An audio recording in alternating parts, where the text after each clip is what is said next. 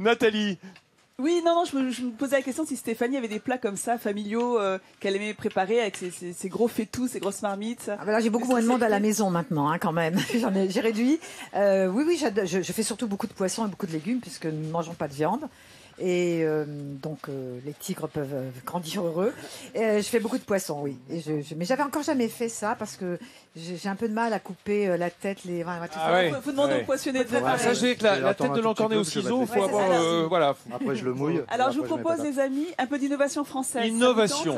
Allons-y. Ah non, mais de la belle innovation. Des entreprises de la région qui visent des marchés internationaux. Et ça se passe du côté de Périgny.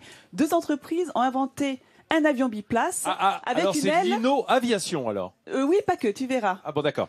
Non, un avion biplace, donc des petits avions avec une aile en composite d'un seul tenant. Elle tient en une seule pièce, alors qu'en général, les ailes d'avion, il faut compter une centaine de pièces. Ils ont eu cette excellente idée, en fait, de transposer une technologie qui avait été développée pour les bateaux aux avions. Arthur est ce que l'on appelle un créatif. Aujourd'hui, il vient au port de La Rochelle voir un bateau un peu spécial. En effet, c'est lui qui l'a construit. En tout, il y aura consacré plus de 6 années. C'est un bateau qui a été construit pour faire une course transatlantique en solitaire. Alors j'ai malheureusement pas terminé cette course pour l'instant, mais la construction de ce bateau, le montage de ce projet, ça a été une énorme aventure pour moi. Passionné d'aéronautique, cet ingénieur a eu, grâce à son bateau, une idée. L'idée, c'est d'aller chercher des technologies dans tous ces bateaux de course et de les apporter dans l'aéronautique pour faire des avions plus légers, plus sûrs, moins chers et puis plus sympas avec l'environnement aussi. De la mer aux airs, il n'y avait donc qu'un pas. En 2014, il décide de créer un avion de loisirs biplace ultra performant. Avec ses 265 kilos, il peut atteindre 300 km/h. Et pour tirer son épingle du jeu, Arthur a décidé de se démarquer en apportant de vraies nouveautés dans le domaine. Des grosses innovations sur les process de production. Là où les gens utilisaient des centaines de pièces avant pour faire un avion, nous on se contente d'une dizaine de pièces. Par exemple, notre aile, elle est faite en une seule pièce. Aujourd'hui, nous, on a conçu un avion qui est à la fois performant, facile à piloter et accessible à tout pilote avec n'importe quel niveau. Pour fabriquer son avion, Arthur fait dans le local. Et ici, le nautisme n'est jamais bien loin. Cette entreprise est spécialisée dans la fabrication de pièces pour les bateaux de course prestigieuses comme le Vendée Globe. Arthur a fait appel à elle pour construire son avion. Ce projet aéronautique permettait de transférer un peu nos compétences dans un nouveau domaine qui pour nous permettait de nous exprimer, de nous faire connaître et puis de nous diversifier sur des sujets extrêmement intéressants, puis sur des projets innovants, c'est ce qui nous tient à cœur. De retour à leur bureau, Arthur et l'un de ses associés sont sur le pied de guerre. Ses clients viennent voir l'avion en vrai pour la première fois. Tout est scruté et les premières réactions ne se font pas attendre. Qu'est-ce que t'en penses, Daniel ? Écoute, ça donne envie de voler. Voilà, ça donne envie de voler. Et ce monobloc, je pense que c'est super parce que en fait, c'est de la maintenance en moins, c'est des risques en moins. On parlait de la corrosion tout à l'heure, on est au bord de la mer, donc c'est vrai que pour nous, ça donne vraiment envie de voler. Ces pilotes d'un club aéronautique semblent conquis par le biplace.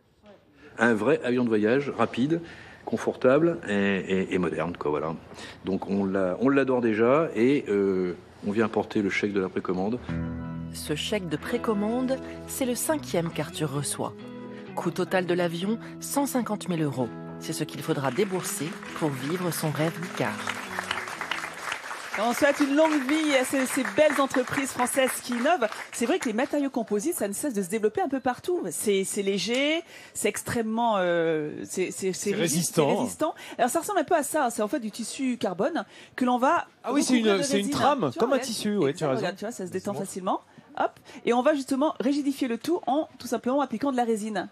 En appliquant de la résine, on obtient ça. Alors, je pense que ton contrôle dans la marine aussi, c'est très... Bien sûr, ça vient de là, ce matériau. C'est-à-dire qu'on l'utilise pour les mâts des bateaux, aujourd'hui. Les mâts sont plus en alu, ils sont en matière composite, comme ça. Et les cadrans de vélo également, c'est un peu partout. Et puis, surtout au niveau des bateaux, je sais pas si quand on voit le Vendée Globe, vous avez vu ces bateaux, ces IMOCA, avec les foils qui leur permet de voler. Et ben là, la marine rejoint l'aéronautique. J'ai envie de dire dans le sport mécanique, moto, voiture, toutes les coques, partout, les parce carrosseries. Que c'est très léger, très résistant. On va rester dans l'univers du nautisme. Ça vous dit de vivre sur une maison flottante, Stéphanie? Je parle pas d'un bateau, hein, une maison flottante. Je suis partante, moi, je suis partante. Comme un pilotis, en fait. Comme un pilotis, mais qui peut se déplacer. Donc comme un bateau, mais qui est pas un Non, mais bateau. c'est un concept unique. Mais si, regardez ces images. Alors effectivement, c'est un prototype, mais dès l'année prochaine, vous pourrez en acheter. Ils vont être commercialisés. C'est incroyable. Ça a été inventé dans la région. Et donc c'est une entreprise, donc c'est une maison flottante, pardon. Donc vraiment c'est une entreprise qui s'est penchée sur l'habitat du futur. La maison, non seulement elle flotte, elle est mobile, elle peut se déplacer à 11 km/h, c'est-à-dire 6 nœuds, hein, pour parler dans le langage marin. Bravo. Et surtout, c'est un bateau qui est écologique. Ça, c'est génial. On est autonome en énergie grâce à des panneaux solaires qui sont installés sur le dessus de la maison flottante. Il y a aussi des éoliennes. Et regardez, on a tout le confort d'un appartement, d'une maison classique. Pour la consommation en eau, ils ont mis en place un système de récupération des eaux de pluie. Il y a aussi un système de traitement des eaux usées. Et c'est un concept qui s'adresse aussi bien aux professionnels dans l'hôtellerie qu'aux particuliers. Alors, il faut avoir peut-être un peu le pied marin parce que ça va légèrement tanguer, un peu comme une péniche, mais c'est quand même beaucoup plus grand. Et surtout, alors, on a une vue imprenable sur la mer. Si on en a marre des voisins, on s'éloigne un petit peu. Regardez un peu. C'est quand même génial, non? Ça vous tente pas? C'est vraiment quand même, il y a quand même le concept du bateau parce que c'est comme un grand catamaran. Je sais pas si vous avez déjà dessus, c'est presque habitable, sauf que là, c'est fait plus pour y vivre. Ouais, au mouillage, à quai. Mais oui, absolument. Combien ça vaut? Oui. Hein, c'est pour Alors, qu'on va monter. Hein. Non, mais ça vaut existe combien, déjà. En fait, les bateaux maintenant sont fantastiques. On a vraiment l'impression d'être dans une maison. Donc moi, je trouve ça très bien. Ça, c'est des appartements. Alors, c'est aux alentours des 3 000 € le mètre carré. Oui, voilà. Quand même. Mais l'avantage, c'est... Non, mais si vous voulez, par exemple, être installé en bord de mer... C'est hors de prix. Et ben là, avec votre maison flottante, vous pouvez. Non mais on va dire qu'à cause de la loi littorale, tu peux pas bâtir sur le front de mer. Plus, hein. Alors que là, t'es vraiment les pieds dans l'eau. Enfin, si c'est pour avoir je ne sais combien de maisons là juste devant nous. Oui, mais ça c'était avant le classement de l'île. L'île elle est classée depuis 2014. Donc du coup, maintenant c'est fini les constructions. C'est fini. Sur littoral. Maintenant, il faut acheter des maisons flottantes. Tout sur France3.fr pour ceux qui sont intéressés. Merci Nathalie.